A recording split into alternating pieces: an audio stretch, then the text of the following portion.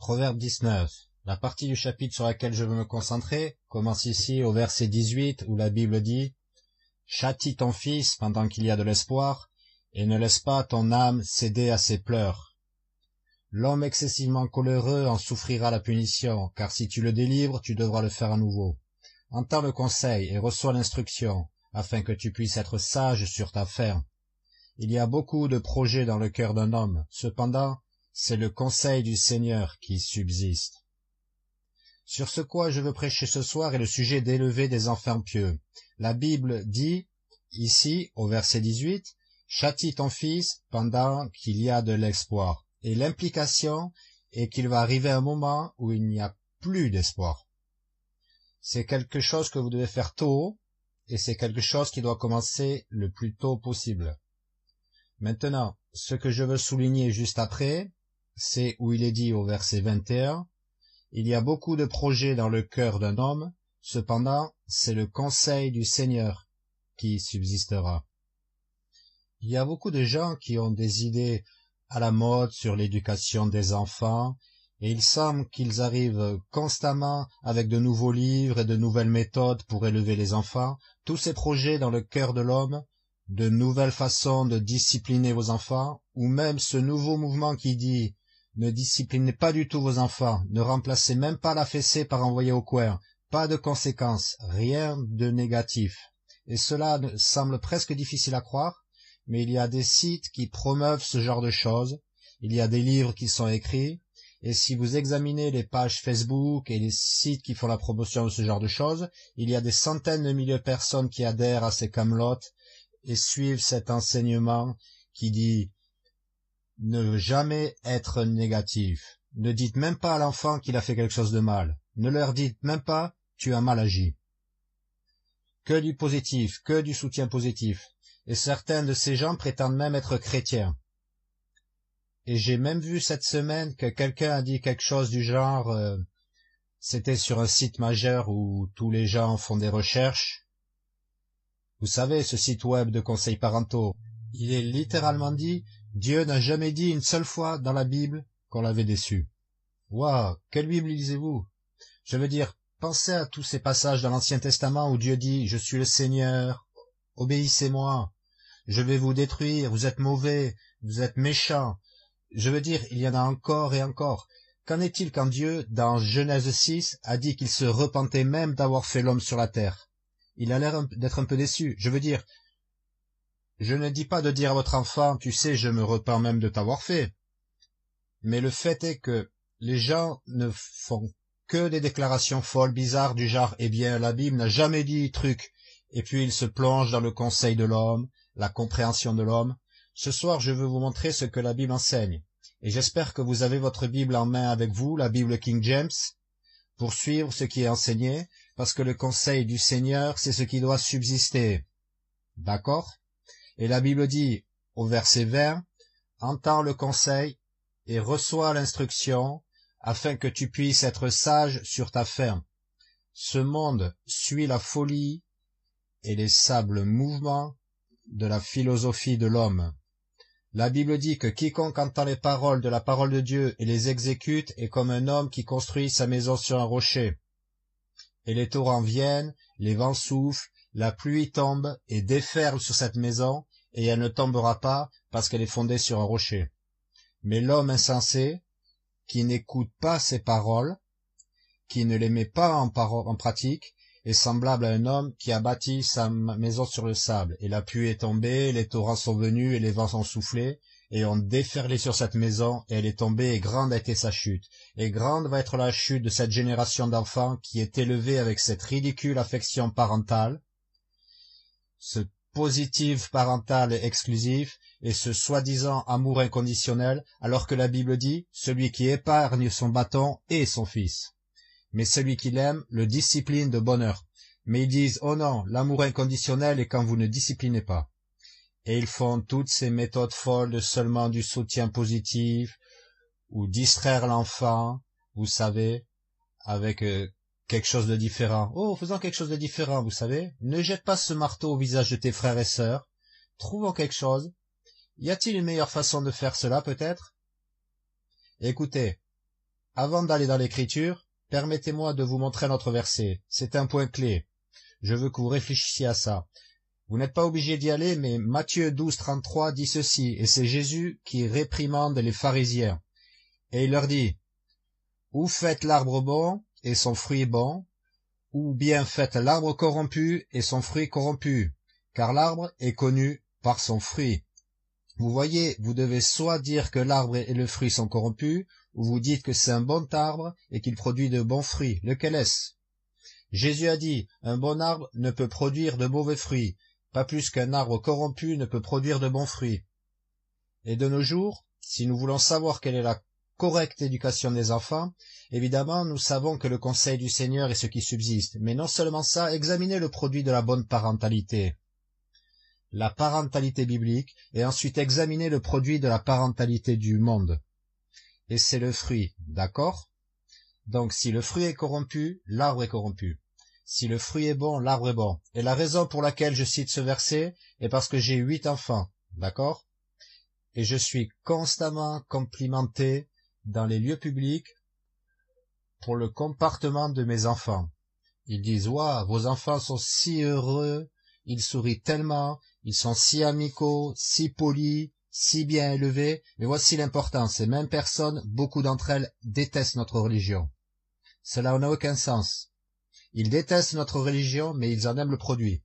Ils sont émerveillés par le produit, mais c'est comme s'ils ne comprenaient pas que ces deux choses vont ensemble. Ce n'est pas dû au hasard que nous ayons 8 enfants et qu'ils obéissent tous et qu'ils font ce qu'ils sont censés faire. C'est vraiment incroyable. Comme si ça arrivait par hasard. C'est ce que les gens pensent, et c'est ridicule. Quiconque a beaucoup d'enfants, c'est qu'ils sont tous très différents les uns des autres. Vous pouvez les élever exactement de la même manière, le même quotidien à la maison, même environnement, leur enseigner les mêmes choses, et ils ont des personnalités radicalement différentes les unes des autres. Ils sont tous uniques, parce qu'ils ont une âme créée par Dieu qui leur est unique. Et donc, vous avez 8 enfants, ils font tout ce qu'ils sont censés faire, ils sont tous attentifs à leur manière, ils obéissent tous. Ce n'est pas un accident. Et je me souviens de mon pasteur à Sacramento. Il avait l'habitude de raconter une histoire à propos de quand il était en public et quelqu'un s'est approché de lui et lui a dit « Comment est-ce que vous faites pour que vos enfants soient si bien ?» Il a juste dit « C'est parce qu'ils sont morts de peur. » Et les gens étaient horrifiés. « Oh mon gars, vous savez ?» Il le faisait juste pour plaisanter un petit peu avec eux. Mais vous savez quoi? La Bible dit que tout homme devrait craindre son père et craindre sa mère. C'est ce que dit Lévitique chapitre 19. Mais tout au long des proverbes, la Bible enseigne la discipline par la fessée, le châtiment corporel, le bâton de correction, le châtiment, d'accord? Ceci est un élément nécessaire à l'éducation des enfants. Ce n'est pas optionnel. C'est quelque chose qui doit faire partie de l'éducation de n'importe quel enfant chrétien. Maintenant, des gens m'ont dit, « Eh bien, mon enfant ne s'est jamais trompé, alors je ne l'ai jamais fessé. » Vous êtes fous? Et vous savez quoi? C'est de cet enfant dont vous devez le plus vous inquiéter. Parce que cela signifie qu'il cache tout. Parce que la Bible enseigne que tous sont péchés et sont déchus de la gloire de Dieu, et qu'il n'y a pas de juste, pas même un seul. Vous savez, mes enfants qui reçoivent le plus de fessées sont ceux dont je ne m'inquiète le moins. Ce sont ceux qui reçoivent le moins de fessées dont vous vous demandez qu'est-ce qu'ils vont faire. Mais l'important est que chaque enfant a besoin de discipline. Dieu l'a dit tout au long du livre des Proverbes. Et nous ne devons pas écouter la compréhension du monde et subir un lavage de cerveau. Et certains de ces sites et certains de ces livres, ils ont un argumentaire très convaincant. Et si vous écoutez ces mensonges, vous pouvez être entraîné et vous pouvez être trompé. Si vous n'êtes pas fondé sur la parole de Dieu, si vous ne lisez pas la Bible, et si vous n'allez pas dans une église qui prêche la parole de Dieu, vous pouvez être entraîné. Et laissez-moi vous le dire franchement, ces gens mentent. Ils racontent une histoire à propos de « Oh, mon enfant était un sale gosse, et j'ai juste fait cette approche vraiment positive, et ça a fonctionné parfaitement, et l'enfant est juste venu vers moi en larmes. Je suis tellement désolé, qu'est-ce que j'ai fait ?» C'est juste un mensonge. Écoutez, ça m'abasourdit à quel point les gens sont naïfs dans le monde dans lequel nous vivons. C'est un monde mauvais dans lequel nous vivons. La Bible dit que le cœur est trompeur par-dessus toute chose, et désespérément mauvais. Qui peut le connaître? Et après, nous sommes surpris quand des gens non sauvés nous mentent. Pourquoi êtes-vous surpris à ce sujet? Je vous le dis. Voici l'essentiel. Parce que vous êtes une personne qui est généralement honnête, j'espère que je parle à des gens qui sont généralement honnêtes, vous pensez, oh, tout le monde est comme moi. Mais devinez quoi, les gens dehors qui n'ont pas Jésus, les gens qui ne sont pas sauvés, ils sont souvent sans scrupules et ils mentent comme ils respirent. Vous demandez, eh bien, quel est le motif de mentir? Je ne sais pas, vendre beaucoup de livres? Obtenir des milliers et des milliers de visiteurs sur un site web? Car c'est cette approche merveilleuse, positive, édifiante, encourageante et avant-gardiste pour élever un enfant, et ça va résoudre tous vos problèmes et blablabla, et c'est un mensonge. Les gens vont littéralement mentir. Et vous savez quoi? Surtout sur Internet, les gens peuvent mentir. Du fait qu'avec les médias sociaux, comme Facebook, YouTube, les gens peuvent mettre en avant n'importe quelle image de leur vie qui est souvent un mensonge complet. Les gens peuvent prendre des photos d'eux-mêmes qui les fait paraître différents de ce qu'ils sont dans la vraie vie. Et ils peuvent mettre en avant seulement les meilleures parties de leur vie. Ils ne photographient pas tous les repas, oh non. Ils ont seulement mis sur Instagram les repas qui ont l'air géniaux. Et donc mon propos est qu'ils mettent en avant cette image de « Oh, regardez comme ces enfants sont heureux, et regardez comme nous sommes heureux, et regardez ces vacances amusantes. » Mais quand en réalité, dans les coulisses, pour ce que vous savez, c'est vous la fermez, vous faites comme si vous passiez un bon moment, alignez-vous et souriez pour cette photo qu'on la mette sur Facebook. Et vous savez, faites comme si vous vous amusiez. Oh, vous ne savez pas ce qui se passe vraiment, et vous ne pouvez pas juste croire ce que vous voyez sur Internet, ou simplement passer, regardez tous ces gens vraiment heureux, et ils ne suivent pas la Bible, et regardez comment leur vie est parfaite. C'est une fraude, c'est un mensonge. Vous savez qui vous connaissez réellement dans la vraie vie? Les gens à l'église. Regardez autour de vous, regardez autour dans l'église, d'accord? C'est réel. Vous êtes en fait ici ce soir, non? Vous êtes physiquement, corporellement ici. Regardez autour, ces gens sont des gens en chair et en os. Nous ne sommes pas ici juste avec un avatar et juste en mettant certains, vous voyez, et rencontrer réellement. Vous pouvez réellement voir mes enfants et leur parler, et voir comment ils agissent, et je peux voir comment agissent vos enfants, et ceci est la vraie vie. Et vous pouvez voir ce que la Bible dit, et croire la Bible, plutôt que toutes ces illusions que le diable répand dehors. Qu'est-ce que la Bible dit que le diable a utilisé pour nous tromper dans Éphésiens 4? Il est dit des supercheries. Il est dit par la supercherie des hommes, et par leur habile ruse avec lequel ils se tiennent en embuscade pour tromper. Il y a des gens au dehors avec un plan pour vous tromper. Et ne pensez-vous pas que le diable aimerait vous tromper, et la fessée ne fonctionne pas, seulement que du positif. Vous savez, l'un des plus grands exemples de ça, à part Internet et Facebook, et des choses comme ça, c'est la télé-réalité. Ce n'est pas la réalité. Rien de ce qui est à la télé n'est réel, d'accord? Tout est faux à la télé parce que tout est monté, mise en scène et tout ça.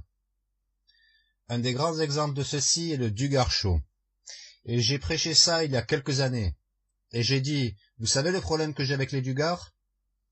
C'est qu'ils ont tous ces enfants, et ils sont tous si heureux, obéissants, et ils jouent leur violon, et tout est si parfait. D'accord?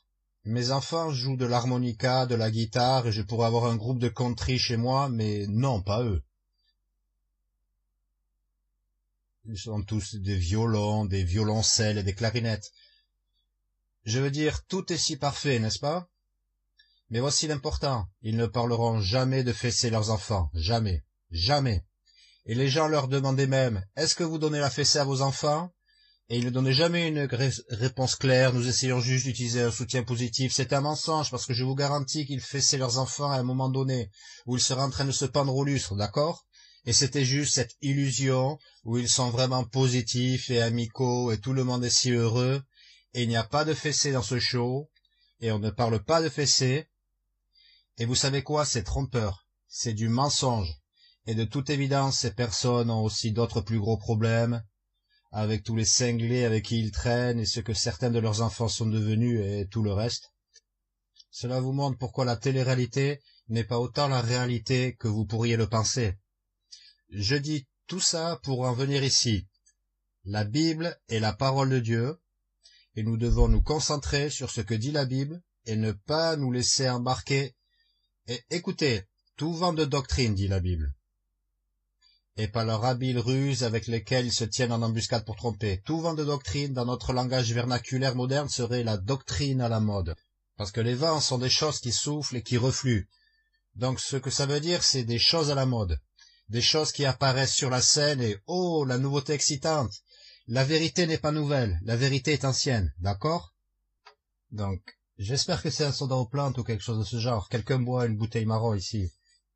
D'accord, c'est de l'eau. Je vérifie juste pour être sûr, d'accord? Au moins, ce n'était pas enveloppé dans un sac en papier brun.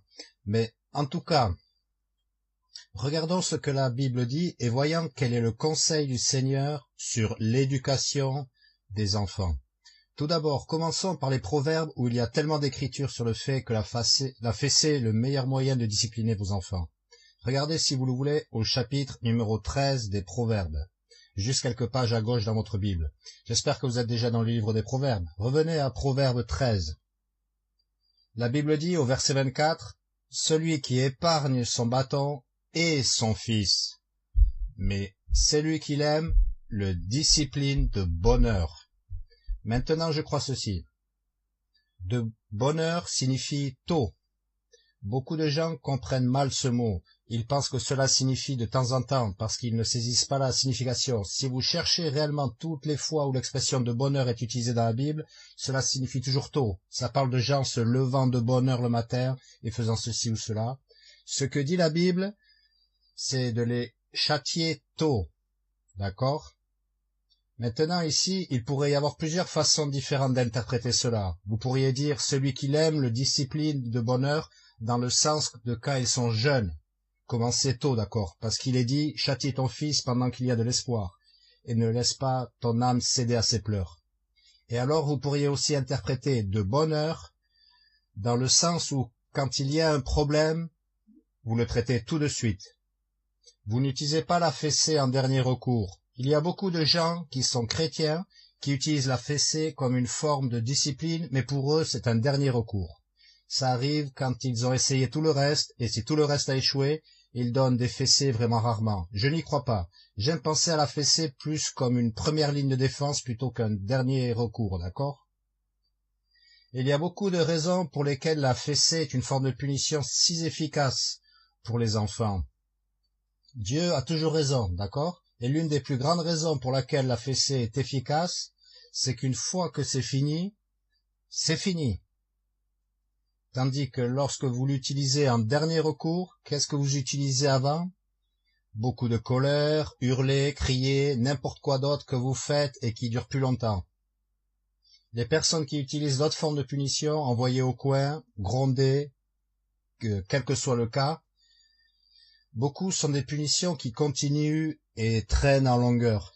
La grande chose à propos d'une fessée est que vous y allez, vous donnez la fessée et ensuite vous continuez votre vie. Et honnêtement, quand je fesse mes enfants, habituellement, 2 minutes plus tard, ils sont souriants et heureux. C'est même comme si rien n'est arrivé. Ils ne sont même pas fâchés contre moi, je ne suis pas fâché contre eux, le problème est résolu. Nous passons à autre chose et ça met fin à la situation. D'accord ? Il n'y a pas cette rancune. Et tant de parents sont amers aujourd'hui contre leurs enfants, où vous voyez des parents qui sont en colère et frustrés, et ils disent « Ah, je suis tellement irrité contre mon fils ». Une dame est venue chez nous cette semaine et a littéralement dit « Oh, je suis désolé, je suis en retard, et ceci et cela », mais elle a dit « J'ai un enfant de 5 ans et c'est un tyran ». Mais écoutez, qu'est-ce que c'est ça? Votre enfant de 5 ans est un tyran? À moins que votre enfant de 5 ans ne soit plus fort que vous, qu'est-ce qui se passe? Qui dirige cette maison? Comment êtes-vous maîtrisé par un enfant de 5 ans? D'accord? Mais c'est juste que les gens ont des idées si étranges à propos du rôle parental. Oh, mon enfant de 5 ans est un tyran. Vous savez quoi? Je n'ai pas de souci à propos de mon enfant de 5 ans. Est-ce que j'ai un enfant de 5 ans? Combien en avons-nous? Non, nous avons un de 4 et un de 5, d'accord? Je dis toujours aux gens que j'ai à peu près tous les âges. Oh, vous avez des enfants? Eh bien, j'ai des enfants qui ont le même âge. Peu importe l'âge de vos enfants, j'en ai un. Parce que mes enfants vont jusqu'à 14 ans, et tous les 2 ans, à peu près, il y en a un. Mais les gens parlent des terribles 2. Oh, votre enfant est dans la terrible 2e année, alors qu'en réalité, la terrible 2e année, pour nous, c'est l'un des âges les plus beaux et les plus doux. Un enfant de 2 ans. Ils sont si gentils, mignons, et c'est si amusant de jouer avec eux à cet âge-là, si doux, quand ils ont 2, 3, 4 ans. Ça avait l'habitude d'être la terrible 2e année, mais maintenant la terrible 2e année est considérée de 2 à 4 ans. Ils l'ont juste étalé, et c'est juste une excuse pour un gamin qui agit comme un morveux et pour ne pas avoir de discipline appropriée. Donc, ce que vous constatez est que lorsque les gens ne fessent pas leurs enfants, l'autre option est la colère. Et je ne les blâme pas d'être en colère, parce que si j'avais des enfants qui me tyrannisaient, des enfants complètement désobéissants, et que je n'ai aucun recours, je n'ai aucun moyen de régler le problème, et mes mains sont liées, oui, je serais plutôt en colère, je serais irrité. Et c'est ce que nous voyons dans le livre des Proverbes, qu'il y a beaucoup d'écritures sur l'éducation des enfants côte à côte avec des versets sur la colère. Ça parle de la fessée et ça parle de la colère dans la même lancée.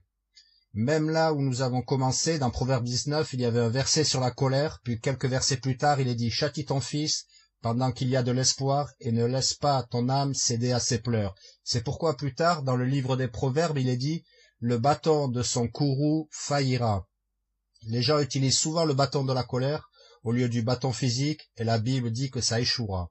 Ce n'est pas une forme efficace de discipline, la colère. Et c'est ce qui remplace souvent la fessée. Oui, ça sonne bien sur un site web d'être vraiment positif. Mais devinez quoi, tout le monde est un être humain. Et éventuellement, vos enfants vont conduire à la folie si vous ne les disciplinez pas et ne les gardez pas sur la bonne voie. Surtout si vous en avez beaucoup. Et beaucoup de ces méthodes parentales loufoques à la mode sont conçues pour les personnes qui ont un enfant.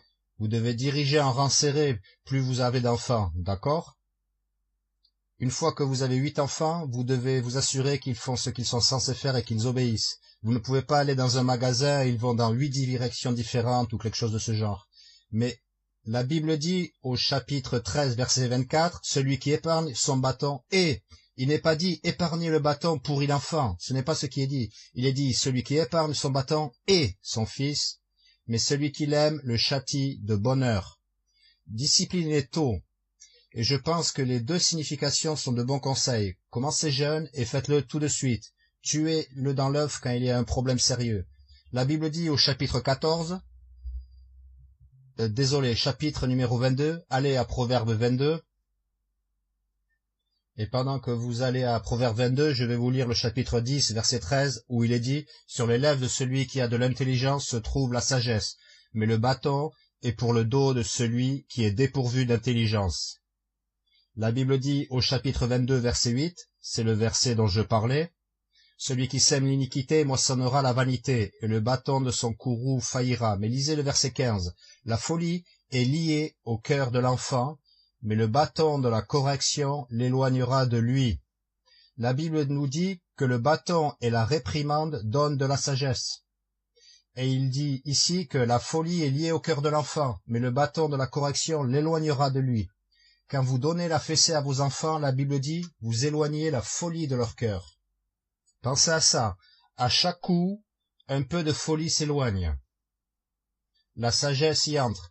Vous connaissez cette expression, la douleur est de la faiblesse qui quitte le corps, non? Donc si nous regardons nos enfants, c'est non, la douleur c'est de la folie qui quitte le corps quand il s'agit de la fessée, n'est-ce pas? Donc la Bible dit au chapitre 23, si vous tournez une page, parce que beaucoup de gens diront, mais le bâton, ce n'est pas vraiment le bâton, ce que cela signifie vraiment est ce bâton de berger avec le crochet au bout, et ça parle juste de guider, ça ne parle pas vraiment de la fessée.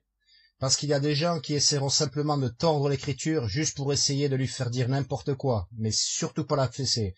Mais amusez-vous en essayant de tordre celle-là. Proverbe 23, verset 13, il est dit, ne t'abstiens pas de corriger l'enfant, car si tu le frappes avec le bâton, il n'en mourra pas. Donc si vous voulez mettre un petit crochet au bout, pas de problème, tant que vous le battez avec. C'est ce que dit la Bible. Si tu le frappes avec le bâton, il n'en mourra pas. Tu le frapperas. Maintenant, ça me semble un commandement, pensez-y. Tu ne voleras pas, tu ne tueras pas, tu ne commettras pas d'adultère. Voici un commandement, tu le frapperas. Ce n'est pas une option, c'est un commandement de Dieu. Tu le frapperas avec le bâton et tu délivreras son âme de l'enfer. Maintenant, beaucoup de gens verront le mot frapper et ils seront mal à l'aise parce qu'ils penseront à la façon dont nous utilisons d'habitude le mot frapper. Ils imaginent battre quelqu'un ou quelque chose de ce genre, parce que c'est ainsi que nous utilisons souvent le mot battre. De toute évidence, quand la Bible utilise ici le terme battre, nous ne parlons pas de frapper, de rouer de coups ou de blesser l'enfant. Le but de la fessée n'est pas de blesser votre enfant, évidemment, mais plutôt d'infliger de la douleur à l'enfant, d'accord? La sensation brûlante d'une fessée, ok? Donc vous ne voulez pas évidemment les blesser, mais le but est de créer réellement de la douleur sous la forme d'une fessée qui sera une punition pour eux, d'accord? Vous les frappez avec le bâton. Vous demandez qu'est-ce qu'un bâton? Dans le bon vieux temps, ils prenaient le rameau d'un arbre, d'accord? Ils prendraient une branche d'arbre et l'utiliseraient comme un outil de fessée. Une des choses que les gens utilisent souvent est une cuillère de cuisine en bois, ça fonctionne bien. Une des choses que nous avons utilisées pour la fessée, ne le dites pas au magasin, mais nous avons pris des centaines de leurs bâtonnets gratuits pour mélanger la peinture, d'accord? Et nous en prenons beaucoup, et nous les utilisons depuis des années pour donner la fessée à nos enfants. Parce que c'est un bon outil pour la fessée. Et je parle du mélangeur de 20 litres. Je ne parle pas du modèle de 3 litres et demi, d'accord? Mais honnêtement, le mélangeur de 20 litres de chez Lowe's ou Home Depot, c'est presque comme une règle en bois. C'est mince, plat.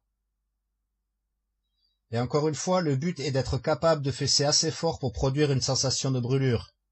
Mais vous ne voulez pas les battre avec une force brutale et les blesser, d'accord? Ce n'est pas le but. Donc, un conseil que je donne aux gens est qu'avant de fesser leurs enfants, ils devraient l'essayer sur eux-mêmes, juste pour voir ce que l'on ressent, pour qu'ils puissent comprendre quel niveau de force utiliser, car ils peuvent l'essayer sur eux-mêmes. Vous demandez, Pasteur Anderson, n'avez-vous pas peur de prêcher ainsi? Vous savez ce que dit la Bible? La crainte de l'homme tend un piège. Ne craignez pas, craignez Dieu et gardez ses commandements. La Bible dit de prêcher la parole, et vous savez quoi? Beaucoup d'églises ne prêchent pas explicitement comme ça. Parce qu'ils ont peur. Oh, mon gars, je vais avoir des ennuis, et ceci et cela. Mais vous savez quoi? Si vous devez avoir des ennuis, vous aurez des ennuis. Mais si vous ne prêchez pas la Bible, vous ne devez pas être pasteur. Donc si vous n'êtes pas prêt à tenter le coup, alors vous devez vous asseoir et vous taire et laisser un pasteur se lever et prêcher réellement ce que dit la Bible. Et je prêche la Bible. Je suis explicite parce que la Bible dit que nous devrions rendre la parole de Dieu claire et la simplifier pour que les gens puissent la comprendre. Ce n'est pas suffisant de juste lire un verset puis de passer à autre chose. Le but de la prédication est d'expliquer la parole de Dieu et de l'appliquer à nos vies dans notre génération. Voilà pourquoi nous avons besoin de nouveaux prédicateurs arrivant sans cesse sur le terrain, exposant la parole de Dieu et prêchant à une foule des années 2015, ce que les gens de 2015 ont besoin d'entendre, les choses dont nous nous occupons. Et l'une des choses dont nous nous occupons est une génération qui a été influencée par le Dr Spock, et qui a été influencé par l'affection parentale et toutes ces autres camelotes, et nous devons aller à la parole de Dieu et comprendre que la Bible nous dit « Tu le frapperas avec le bâton et tu délivreras son âme de l'enfer ». Ça semble très important, et donc c'est sérieux.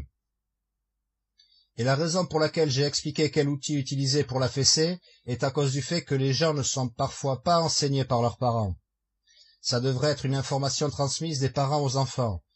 Mais nous devons nous assurer que tout le monde sait ce dont nous parlons ici. Donc je pense que les bons outils pour la fessée sont des cuillères de cuisine en bois, les bâtons pour mélanger la peinture, qui sont d'une certaine façon une règle en bois, ce sont de super choses à utiliser, et aussi, vous savez, je sais que ça fait paniquer les gens, mais il y a la ceinture. La ceinture, et ça avec quoi j'ai grandi en étant fessé par mes parents, d'accord? Ils m'ont fessé avec ce qu'on appelait la canne à voile, qui était une sorte de tige en fibre de verre, qui était plate et dure, et qui fouettait. Ça faisait un peu comme ouh, ouh, ouh. Et donc ça avait comme un petit effet du poignet où ça faisait tch, tch, tch, tch. Et cette chose faisait mal. C'était le pire.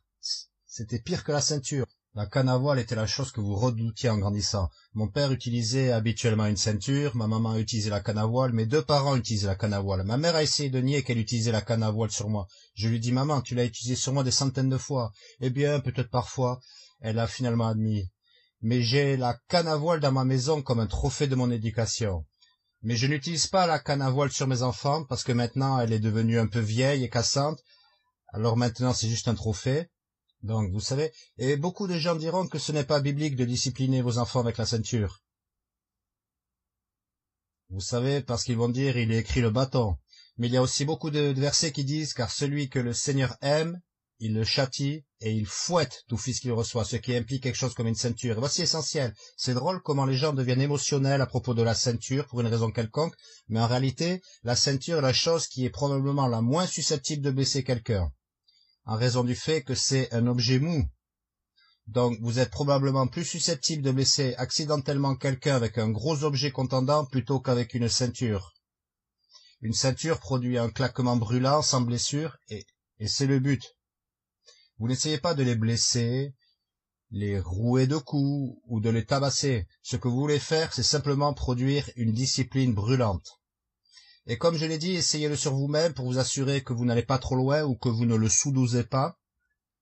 Je veux dire que j'ai vu des gens donner la fessée à leurs enfants et leurs enfants riaient parce que c'était une telle bague. Certaines personnes tapotent littéralement leur enfant sur le derrière et appellent cela une fessée. Je veux dire que les gens vont juste tapoter. Non, non. Vous l'avez vu, n'est-ce pas? Mais voilà l'essentiel, faites-le à vous-même. Et alors vous réalisez que, ce n'est pas une punition, d'accord? Donc vous devez vous assurer que vous infligez effectivement de la douleur, mais que vous n'allez pas trop loin. Donc c'est pourquoi vous devriez toujours l'essayer sur vous-même et considérer quel est le niveau correct de force. Vous savez de quoi je parle, vous l'avez vu, c'est vrai? Non. Maintenant, voici lisons quelques autres écritures. La Bible dit par exemple au chapitre 26, verset 3, juste quelques chapitres plus tard, il est dit: le fouet est pour le cheval, la bride pour l'âne, et le bâton pour le dos des insensés. Donc nous y sommes, et la Bible dit: la folie est liée au cœur de l'enfant, mais le bâton de la correction l'éloignera de lui. Qu'est-ce que le fouet? Qu'est-ce que la bride? Ce sont des outils d'entraînement, d'accord? Lisez le chapitre 29, verset 15. La Bible dit à 29:15, le bâton et la réprimande donnent la sagesse, mais un enfant livré à lui-même fait honte à sa mère. Lisez le verset 17, corrige ton fils et il te donnera du repos. Oui, il procurera des délices à ton âme. Certaines personnes considèrent le fait que nous avons beaucoup d'enfants et que vous ayez beaucoup d'enfants en disant: pourquoi avez-vous autant d'enfants? Êtes-vous fou? Quelqu'un m'a littéralement dit cette semaine: vous devez être hors de sens. Ce qui, je pense, est un peu grossier et audacieux pour des gens de venir vers un complet inconnu et lui dire: vous devez être hors de sens. Qu'ont-ils dit exactement, mon fils? Oui, vous devriez vous faire examiner la tête. Vous savez, je veux dire quoi? Qui vous a demandé un conseil? Abruti. Les gens viennent à vous, vous devriez vous faire examiner la tête, c'est parce qu'ils ont un tel morveux qu'ils ne peuvent pas imaginer ça 8 fois. Ils avaient un enfant si indiscipliné que bien sûr, ils ne sont pas intéressés à en avoir 8. Mais que dit la Bible? Que si tu châties ton fils, si tu corriges ton fils, il te donnera du repos et il procurera des délices à ton âme. Pourquoi ne voulez pas avoir des délices à votre âme? Vous voyez, les gens ne corrigent pas leurs enfants, c'est pourquoi ils n'ont pas de délices de leurs enfants. Et c'est l'un des indicateurs pour savoir si vous le faites bien. Si vos enfants ne vous apportent pas de la joie et ne vous apportent pas des délices, vous faites probablement quelque chose de mal, parce qu'il devrait vous être un plaisir si vous le faisiez bien. Continuons à lire. Où il n'y a pas de vision, le peuple périt, mais celui qui garde la loi, heureux est-il. Un serviteur ne sera pas corrigé par des paroles, car bien qu'il comprenne, il ne répondra pas. Vous voyez ça? Parfois, la punition physique est la seule chose qui fonctionne. Il est dit au verset 20, « As-tu vu un homme qui est emporté dans ses paroles? Il y a plus d'espoir pour un insensé que pour lui. » Vous voyez, les gens sont rapides avec les mots, d'accord, hâtifs avec leurs mots et lents à la fessée. Et ce n'est pas la bonne façon de faire. Mais lisez le verset 21, « Celui qui délicatement élève son serviteur dès l'enfant le verra à la longue devenir son fils. » Et écoutez ça, un homme en colère excite les querelles, et un homme furieux abonde en transgression. Donc notez, l'homme juste, le sage, utilise la discipline physique, et l'homme fou est en colère, furieux et très rapide à parler. Tout est juste de la bouche, c'est juste des injures et de la colère. Maintenant, il y a beaucoup d'écritures que nous pourrions aborder sur ce sujet. Beaucoup de gens essaieront de dire « Oh, c'est l'Ancien Testament !» Ce genre de non-sens, comme si toute la Bible n'était pas la parole de Dieu, comme si les Proverbes ne sont pas un livre intemporel pour toutes les générations, d'accord? Mais tout ce que nous allons faire est d'aller dans Hébreux pour voir la même chose, dans Hébreux chapitre 12. Allez-y si vous le voulez, pendant que vous y allez, je vais vous donner d'autres écritures. La Bible dit, dans Deutéronome 8:5, « Tu reconnaîtras aussi en ton cœur que comme un homme châtie son fils, le Seigneur ton Dieu te châtie. » C'est ce dont traite Hébreux 12, verset 5, il est dit, « Et vous avez oublié l'exhortation, laquelle vous parle comme à des enfants, mon fils, ne méprise pas le châtiment du Seigneur. Et ne te laisse pas non plus défaillir quand tu es repris par lui, car celui que le Seigneur aime, il le châtie, et il fouette tout fils qu'il reçoit. Donc la Bible dit ici qu'il y a à la fois des réprimandes et des châtiments. La réprimande, c'est dire verbalement à l'enfant qu'il a mal agi. C'est important aussi. Je ne dis pas ne les réprimander ni ne les corriger jamais. Je ne dis même pas ne vous mettez jamais en colère. Il y a un temps pour la colère. La Bible dit soyez en colère et ne péchez pas. Ne laissez pas le soleil se coucher sur votre courroux. Il y a un moment où la colère est appropriée. Il y a un moment où les réprimandes sont appropriées. Mais nous ne devrions pas être simplement hâtifs à toujours utiliser notre bouche et être lents à la fessée. Non, la fessée devrait être la principale forme de discipline selon la Bible. C'est ce que nous voyons. La réprimande encore et encore. Mais bien sûr, Jésus a dit dans Apocalypse 3,19, « Je reprends et je châtie tous ceux que j'aime. » Et donc du zèle et repens-toi. Il y a une place pour les deux. Mais la discipline physique est primordiale, c'est la clé. Maintenant, il est dit ici, si nous continuons à lire, « Si vous endurez le châtiment, verset 17, Dieu se comporte envers vous comme envers des fils, car quel est le fils que le Père ne châtie pas? Mais si vous êtes sans châtiment, auquel tous sont participants, alors vous êtes des bâtards et non des fils. » De plus, nous avons eu les pères de notre chair, lesquels nous ont corrigés, et nous leur avons montré révérence. Vous voyez, quand vous corrigez vos enfants et les châtiez, ils vous respectent, ils vous montrent de la révérence. Il est dit, ne serons-nous pas plutôt beaucoup plus soumis au Père des esprits, et nous vivrons? Car en vérité, il nous châtiait quelques jours, suivant qu'il le trouvait bon. Mais lui nous châtie pour notre profit, afin que nous puissions être participants de sa sainteté. Or, aucun châtiment sur le moment ne semble être un sujet de joie, mais de tristesse. Néanmoins ensuite, écoutez ça, il produit le fruit paisible de rectitude à ceux qui sont ainsi exercés. Écoutez, la fessée fonctionne selon la Bible. Il est dit que sur le moment, ça ne pourrait même pas le sembler, mais ensuite, ça produit le fruit paisible de rectitude. Cela fonctionne vraiment. Ça va vraiment éloigner la folie loin de lui. La Bible dit dans les Proverbes, je ne pense pas que ça soit dans mes notes, mais il est dit « Les bleus d'une plaie nettoient le mal, de même les coups, les parties intérieures du ventre. » Le ventre fait référence au cœur, d'accord? Alors que dit la Bible? Tout comme le bleu de la blessure, signifiant que si vous vous coupez ou vous vous blessez ou que vous vous blessez d'une certaine façon, et la blessure a eu un bleu, qu'est-ce qui cause le bleu? Parlons aux infirmières dans le public. Qu'est-ce qui cause ce bleu? Qu'est-ce que c'est? Qu'est-ce que c'est? Vous êtes infirmière et vous ferez mieux de me donner la bonne réponse, d'accord? Nous allons voir l'infirmière qui se cache derrière vous. Qu'est-ce que c'est? Tous ceux qui ne sont pas infirmiers me donnent la bonne réponse. Jay, aidez-moi. Qu'est-ce que le truc bleu? Qu'est-ce que c'est? C'est du sang. D'accord? Tous ceux qui ne sont pas infirmières criez sang, sang, sang, et les infirmières, je ne sais pas.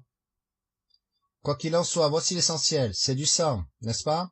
Comme si vous aviez une contusion, qu'est-ce que cette décoloration? Du sang, d'accord? Si vous aviez une plaie et qu'elle se décolore parce qu'elle est infectée, c'est du sang, non? Êtes-vous d'accord avec cela? Vous me faites des grimaces, d'accord, oui, au moins je reçois un signe de tête vigoureux de cette infirmière, d'accord, très bien. Combien d'infirmières avons-nous dans notre église ce soir? 3? 4? Nous allons au fond des choses. C'est du sang. C'est ce qui cause ça. Eh bien, voici l'important. Le sang a des cellules sanguines blanches, d'accord? Les globules blancs, ok?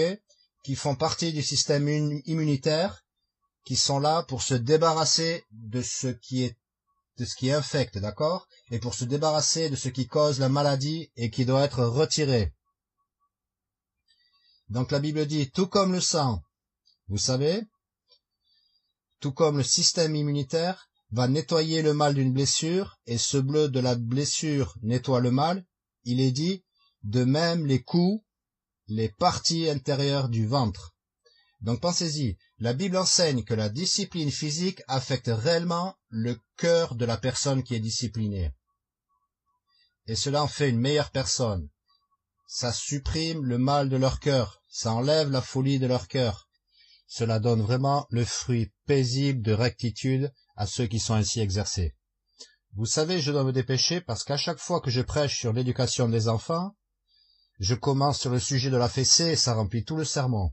Et évidemment, il y a plus pour élever vos enfants que simplement les fessées, ce n'est pas assez. Mais je dois passer à autre chose. Mais avant de passer à autre chose, une des choses que vous remarquez à ce sujet est que quand ça parle de discipline physique, environ la moitié des versets sont sur la discipline des enfants et environ la moitié des versets sont sur la discipline des adultes. D'accord? Et la raison est que cela était une forme majeure de punition pour les criminels.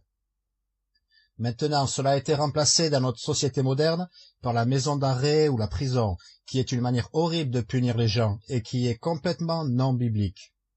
Jamais dans la loi de Dieu, il est mandaté de les enfermer dans une cage en guise de punition. Ce n'est jamais avancé, ce n'est jamais enseigné. Les punitions que Dieu donne sont toujours des punitions qui sont effectuées immédiatement.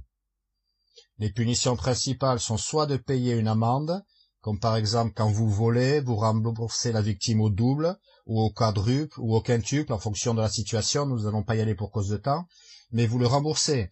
Les autres punitions sont d'être battu, et puis évidemment, les crimes très graves comme l'enlèvement, le viol, le meurtre sont punis de mort. Mais être battu était un type important de punition de recours juste pour les crimes mineurs, être battu. Maintenant, les gens diraient aujourd'hui que c'est barbare de battre quelqu'un pour son crime en guise de punition. Mais si nous allions en prison, ça montre combien notre société est stupide quand elle pense qu'elle est plus intelligente que Dieu. Et comment, professant être sages, ils sont devenus fous. Ils disent « Oh, c'est tellement cruel et inhumain ».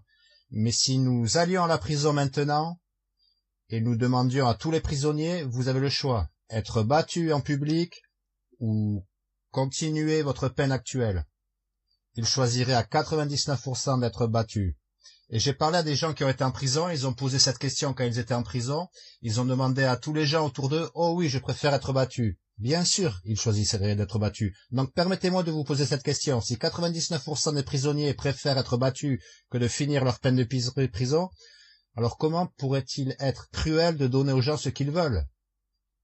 Et c'est tellement bienveillant de leur donner ce qu'ils détestent.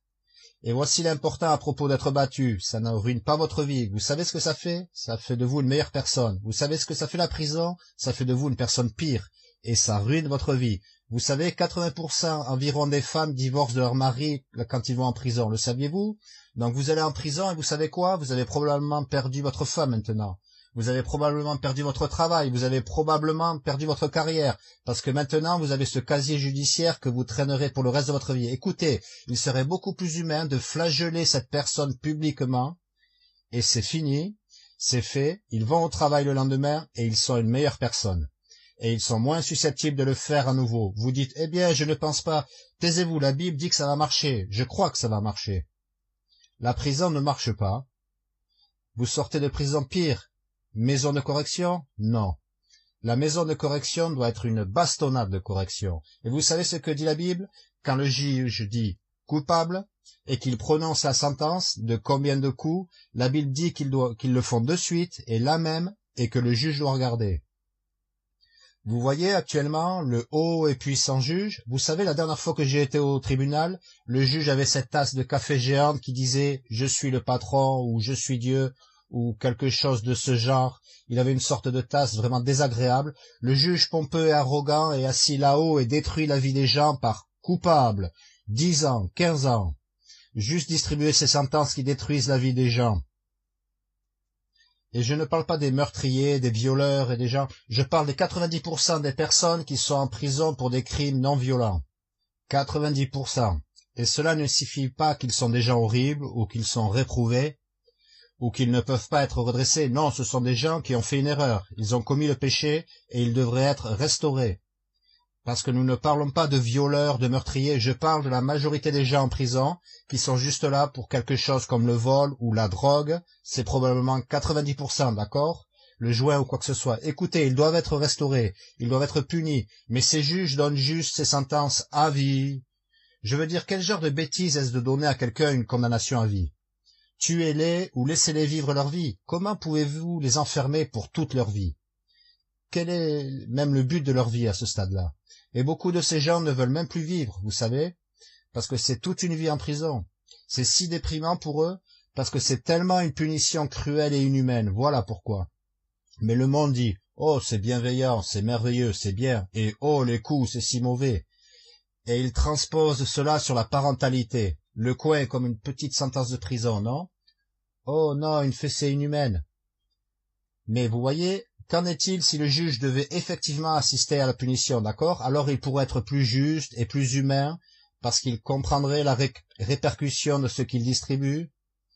S'il dit 30 coups ou quoi que ce soit, il doit regarder cela, et ainsi son cœur peut lui dire si c'est approprié.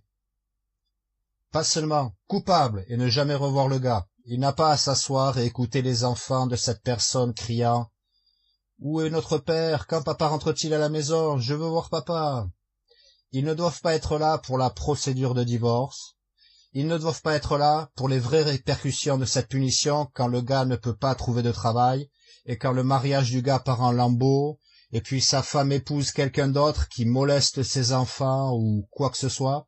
Parce que les gens sont plus susceptibles d'être molestés par un beau-parent la plupart du temps, ou un petit ami, ou quoi que ce soit. Ça détruit la vie des gens, parce que c'est un système stupide, car ce n'est pas biblique. Ce que Dieu dit est toujours juste et sage, et ce que le monde dit est toujours fou et stupide. Et vous savez, bien sûr, l'homme a toutes sortes de projets dans son cœur, mais c'est le conseil du Seigneur qui subsistera. Et vous avez ce complexe industriel carcéral, c'est une machine à faire de l'argent pour beaucoup de gens qui le dirigent, d'accord ? Et saviez-vous que les États-Unis ont plus de personnes en prison par habitant que n'importe quel autre pays sur la planète? Le pays de la liberté a plus de gens enfermés que la Russie ou que la Chine communiste. Nous avons plus de personnes emprisonnées par habitant que n'importe quelle nation dans le monde. Je veux dire, cela ne vous dit-il pas que quelque chose de bizarre se passe dans notre pays? Quand il y a des centaines de pays dans ce monde et que nous sommes les premiers du monde en population carcérale, mais les gens disent « Oh, nous sommes de bonnes personnes ici ». Eh bien, si nous sommes de bonnes personnes, alors pourquoi enfermons-nous toutes ces bonnes personnes? Cela n'a aucun sens, n'est-ce pas?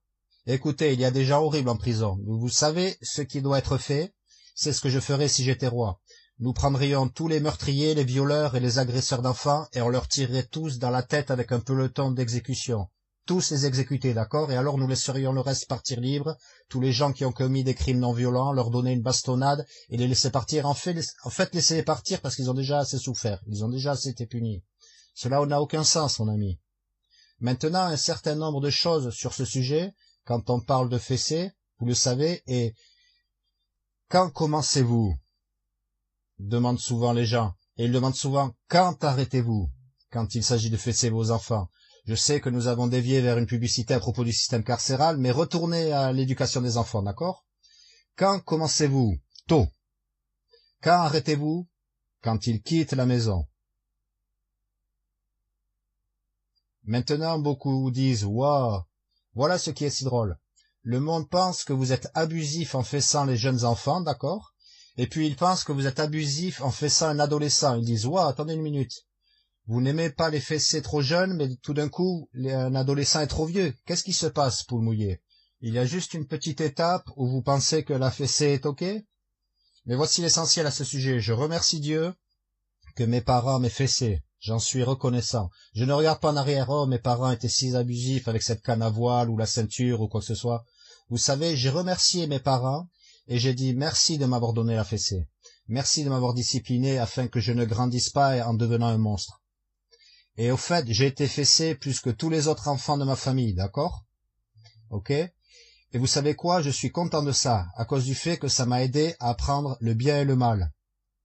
Et ça m'a appris à craindre le Seigneur et à craindre mes parents et ainsi de suite. Mais voici l'important, mes parents ont cessé de me fesser quand j'avais environ 11-12 ans, d'accord? Ils ont arrêté de me fesser. Et c'est la partie avec laquelle je ne suis pas d'accord. Je crois qu'ils auraient dû continuer à me fesser si j'en avais besoin. Parce que voilà l'important, quand vous allez sur 11-12 ans et que vos parents arrêtent de vous fesser, ce n'est pas qu'ils arrêtent de vous dire quoi faire. Ce n'est pas qu'ils cessent de se fâcher avec vous quand vous faites mal, n'est-ce pas? Alors qu'est-ce qui remplace la fessée? Ça doit être remplacé par quelque chose, d'accord? Et dans ma maison, ça a été remplacé par beaucoup de pourparlers, d'accord? Beaucoup de colère, de pourparlers, de cris. Et voici l'important à ce sujet. J'aurais préféré recevoir une fessée, personnellement, d'accord?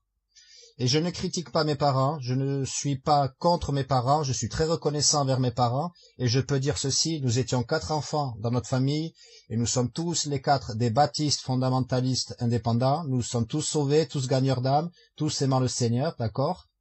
Je ne dis pas que nous sommes parfaits, mais je dis qu'au moins tous leurs enfants sont chrétiens dans l'église et vivent une vie décente. Donc mes parents ont fait un bon travail, je ne suis pas du tout contre mes parents, mais je crois que c'était une erreur de leur part que d'arrêter la fessée. Parce qu'ils avaient encore des problèmes de discipline avec les enfants, Mais alors, ils n'ont tout simplement pas donné la faussée. Je suppose que c'était juste parce que la société leur disait ne fessez pas. Mais je vous dis que je me fiche de ce que la société pense, parce que la Bible, comme je l'ai dit, parle de discipliner des adultes la moitié du temps. Donc, je n'ai aucun problème à continuer à fesser mes enfants tant qu'ils sont dans ma maison, et je le dis du fond de mon cœur. Maintenant, évidemment, à mesure qu'ils vieillissent, ils devraient avoir de moins en moins besoin de fesser, parce que plus de folie a déjà été retirée avant, et ils deviennent de plus en plus sages, et ils ont besoin de moins en moins de discipline, mais s'ils en ont besoin, ils vont l'avoir. Je ne dis pas que ça arrive tout le temps, mais s'ils en ont besoin, ils l'auront. Point final. Et il n'y a pas de fin prévue, vous savez, jusqu'à ce qu'ils partent de la maison. Voilà ma position là-dessus. En ce qui concerne ce qui est trop tôt, je ne serai pas le juge de cela.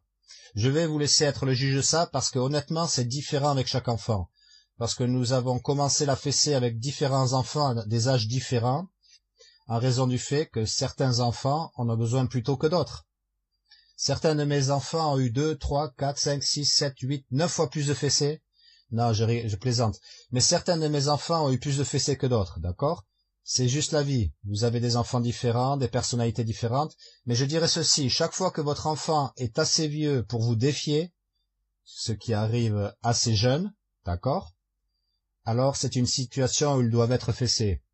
De toute évidence, un petit bébé nouveau-né n'a même pas le concept du bien et du mal. Et il crie et pleure pour la nourriture parce que c'est juste ce qu'ils font. Il n'y a rien de mal à ça. Ce n'est pas un péché pour eux de le faire.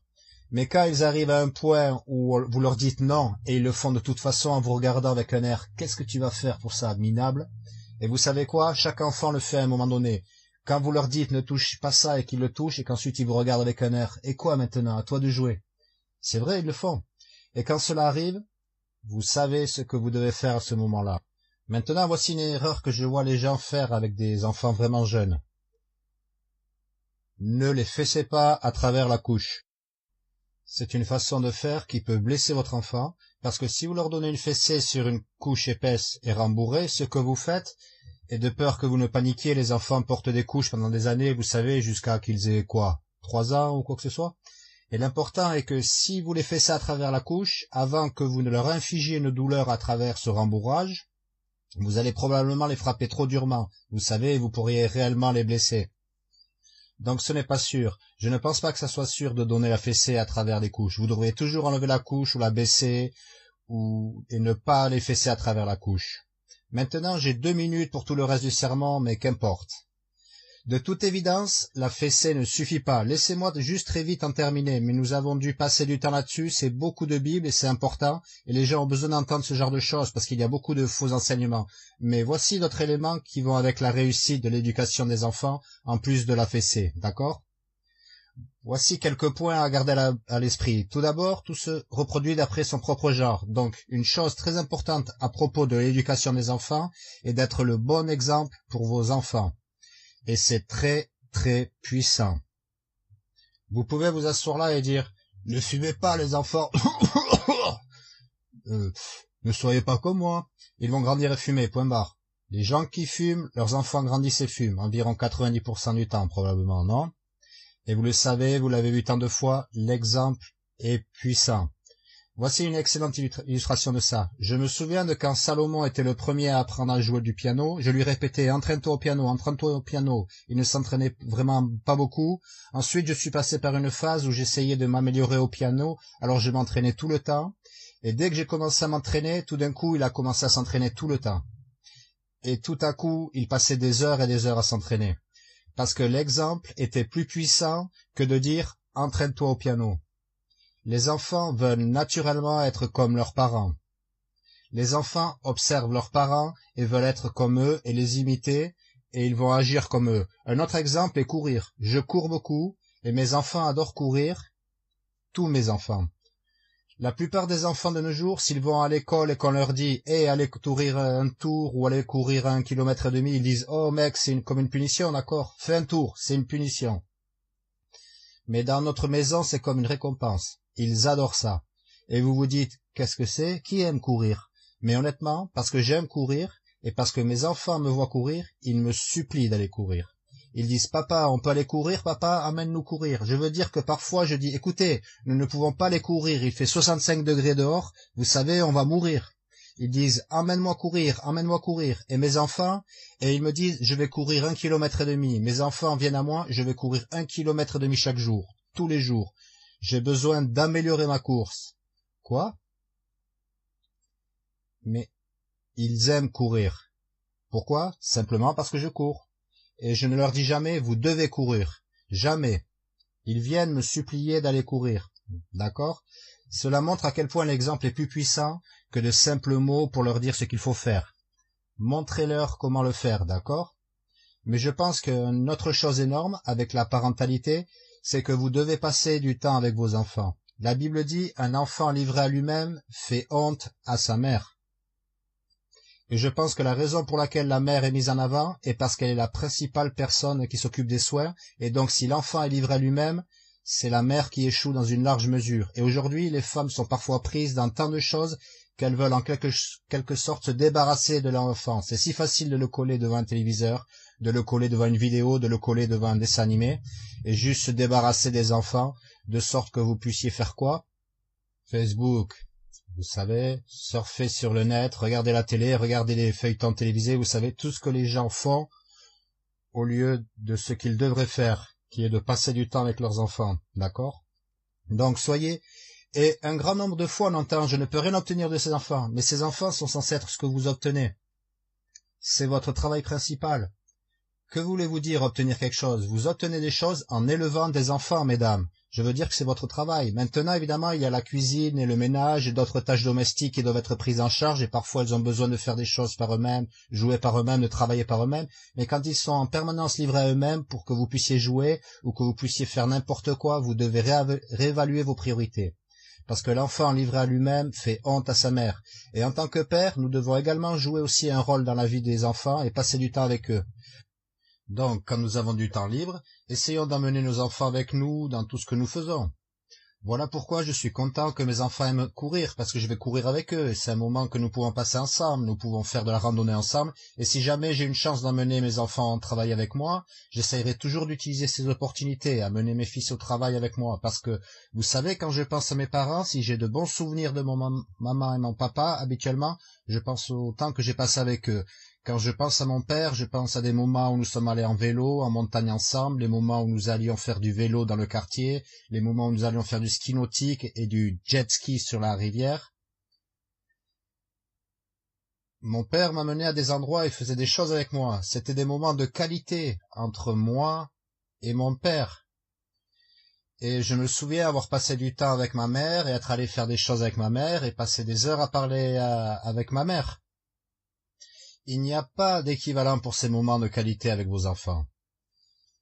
Donc vous devez juste comprendre que vos enfants sont un investissement. Ne soyez pas si occupés avec tous vos autres travaux ou même occupés à servir Dieu quand vous ne réalisez pas que vous élevez la prochaine génération de serviteurs de Dieu. Et vous avez besoin de consacrer du temps et de l'énergie pour investir dans vos enfants, leur parler, passer du temps avec eux, aller avec eux, faire des choses. Il n'est pas besoin que ce soit un gros truc cher, ça pourrait être aussi simple que faire du vélo dans le quartier. Mais ils se souviendront de ça. Et ça pourrait être un simple pique-nique ou sortir et faire quelque chose, mais ils vont se souvenir de ça. Une autre chose, je pense, est de faire en sorte que vos enfants comprennent que vous les aimez, en exprimant de l'amour à vos enfants. Ce n'est pas assez d'être juste disciplinaire, mais vous ne montrez pas d'amour à vos enfants, d'accord? La Bible dit, « Père, ne provoquez pas vos enfants à la colère, de peur qu'ils ne soient découragés. » Vous ne voulez pas décourager vos enfants en étant trop dur avec eux et les provoquer à la colère et ne pas leur montrer d'amour. D'accord? Vous devez faire la part des choses. Oui, la discipline, oui, la réprimande, mais vous devez aussi leur montrer de l'amour et de l'affection, les élever dans l'éducation et l'exhortation du Seigneur et leur montrer que vous les aimez, passer du temps avec eux. Soyez attentifs à eux, louez-le pour leur réalisation. Il y a beaucoup de choses qui vont avec la bonne parentalité, et elles sont toutes dans la Bible. La Bible est l'autorité finale sur ce sujet. Donc, si vous voulez savoir comment élever des enfants, demandez à quelqu'un qui a réussi à élever des enfants. Et je ne parle pas de la méthode du succès selon le monde. Je parle d'un enfant qui a réussi selon les normes de Dieu. Pourquoi ne leur demandez-vous pas ce qu'ils ont fait? Vous savez, je ne demande jamais aux gens qui ont échoué ce qu'ils ont fait de mal, parce que d'habitude, ils ne le savent pas. S'ils avaient su, ils l'auraient rectifié. Et les gens qui ont mal fait, ils aiment toujours donner des conseils. Ne faites pas l'erreur que j'ai faite. Mais beaucoup de fois, ils ont tort sur ce qu'était l'erreur qu'ils ont faite. C'est bien plus intelligent de parler aux personnes qui ont réussi et de leur demander « Qu'avez-vous bien fait? Qu'avez-vous fait pour réussir ?» Donc, trouvez des personnes qui ont des enfants comme vous voulez que vos enfants soient et demandez-leur. Trouvez des gens qui ont des enfants adultes qui vivent pour Dieu et observez ce qu'ils ont fait et obtenez d'eux des conseils. Ne prenez pas conseil de personnes qui ont échoué. Vous savez, le monde va sortir toutes ces études contre la fessée, non? Et ils diront, regardez cette étude contre la fessée, vous savez, parce que regardez tous les succès des enfants qui n'ont jamais reçu de fessée. Mais qu'est-ce que le monde définit comme étant le succès? Je veux dire que vous pourriez être un sale sodomite, mais aussi longtemps que vous n'êtes pas arrêté, aussi longtemps que vous gagnez une certaine somme d'argent, ils vont dire, vous êtes un succès, n'est-ce pas? Parce que qu'est-ce que le monde? Il suppose que le gain est de la piété. Donc, ces statistiques de « Oh, regardez tous ces enfants qui ont bien tourné et qui n'ont jamais été fessés », mais bien pour eux, c'est des lesbiennes dont le visage a l'air d'être tombé dans une boîte de matériel de pêche. Mais parce qu'elle a obtenu une licence en art et en poésie lesbienne et n'a jamais été en prison, elle est un grand succès, vous savez. Qu'est-ce que vous définissez? Et la personne qui est en échec, c'est parce qu'elle a déjà été arrêtée ou quelque chose comme ça, vous savez. J'ai été arrêté pour avoir crié à haute voix. La moitié de notre église a été arrêtée. Allô? Vous n'êtes même pas un membre à part entière de l'église si vous n'avez pas encore été arrêté. Non, je plaisante. Mais l'essentiel est que, vous savez, le monde définit le succès d'une façon étrange. D'accord? Et donc, par conséquent, vous ne pouvez pas suivre leurs études fausses et leurs statistiques de « Eh bien, vous savez, les diplômés de Harvard ne donnent pas la fessée. » Bien sûr que non, parce qu'ils viennent de subir un lavage de cerveau dans une institution athée. Bien sûr qu'ils ne vont pas suivre la loi de Dieu. Ils ne fessent pas leur enfant unique, vous savez, Ferguson, ou peu importe, leur petit enfant jeune cadre dynamique qui va de sa leçon de tennis à sa leçon de violon, à sa classe de latin, ou peu importe. Vous savez, petit Lord Fauntleroy, ok? Nous ne lui donnons jamais de fessée, ok, mais quand il grandit et qu'il est un sodomite, quand il grandit et qu'il est un petit minet bizarre, nous ne considérons pas ça comme un grand succès. Nous aimons vraiment les ouvriers, les gens qui ne vont pas nécessairement à l'université. Nous aimons les gens qui vous donnent une poignée de main ferme. En fait, nous ne pensons pas que quelqu'un soit une personne horrible parce qu'il a été arrêté. Ou quoi que ce soit, tant que c'était pour une bonne raison qu'il a été arrêté. Je veux dire que la moitié des apôtres ont été arrêtés, ils ont tous mal tourné selon le monde. Désolé, tous les apôtres ont été arrêtés, excusez-moi. L'essentiel est que, lorsque nous parlons de succès, je parle de gens qui élèvent des chrétiens pieux, trouvez ce qu'est leur rôle parental et je vous garantis que ce sera la parentalité biblique. Quand vous voyez une multitude, et je ne parle pas d'un enfant qui tourne bien, je parle de tout un tas d'enfants qui tournent bien, il doit y avoir un dénominateur commun là, d'accord? Quand vous regardez les enfants qui agissent bien, que font-ils? N'écoutez pas le monde, et ne dites pas « j'ai vu sur Facebook qu'ils réussissent ». Non, non, non, je parle des gens de la vraie vie, les gens que vous connaissez, d'accord? C'est ce que vous devriez faire, inclinons nos têtes et ayons de prière. Père, nous vous remercions beaucoup pour votre parole, Seigneur. Merci pour les enfants qui peuvent vraiment être des délices pour nos âmes, Seigneur. S'il vous plaît, aidez-nous à ne pas être aigris. Vous savez, je vois parfois des gens, même parmi votre peuple, Seigneur, qui semblent aigris envers leurs enfants et très en colère, Seigneur. Aidez-nous à aimer nos enfants et à ne pas être si aigris et fâchés, Seigneur. Aidez-nous à aimer nos enfants et à comprendre quelle bénédiction ils sont. Aidez-nous à les discipliner quand ils en ont besoin, Seigneur, afin qu'ils puissent nous ravir et que nous puissions avoir une bonne relation d'amour avec nos enfants, Seigneur. Et donnez-nous la sagesse de votre parole, aidez-nous à lire votre parole pour repérer les choses que vous avez mises là pour nous à ce sujet. Et Dieu, s'il vous plaît, protégez nos enfants et aidez-les tous à grandir et à être des chrétiens pieux. Aidez chaque enfant dans cette pièce à grandir et à être quelqu'un qui soit un honneur pour ses parents. Pas à cause de l'argent et des diplômes, mais à cause de la piété et de la droiture, qu'ils puissent rendre leurs parents fiers. Au nom de Jésus, nous prions. Amen.